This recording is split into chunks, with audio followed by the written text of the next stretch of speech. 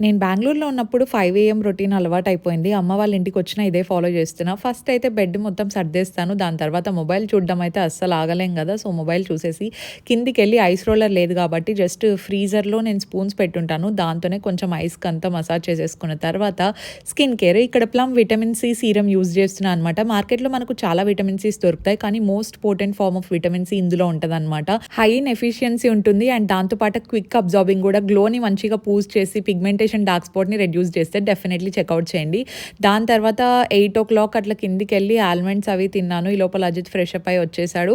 And almonds తిన్న తర్వాత ఇంకా వెంటనే కాసేపు మెడిటేట్ చేయడానికి వెళ్తున్నాను అనమాట. అట్‌లీస్ట్ ఒక 5-7 మినిట్స్ ట్రై చేస్తున్నాను. ఎందుకంటే మార్నింగ్ ఫ్రీ టైమ్ దొరుకుతుందండి. అమ్మ ఈ లోపల మొత్తం సిల్వర్ అంతా క్లీన్ చేసుకుంటున్నారు. బికాజ్ ఈరోజు థర్స్‌డే. ఎవ్రీ థర్స్‌డే సిల్వర్ అంతా క్లీన్ చేసి పూజ చేసే లోపల టైం పడతది. అండ్ బ్రేక్‌ఫాస్ట్ అయిపోయిందనమాట నాది. అమ్మ ఏమో పూజ కంటిన్యూ చేస్తున్నారు. Wait for full vlog.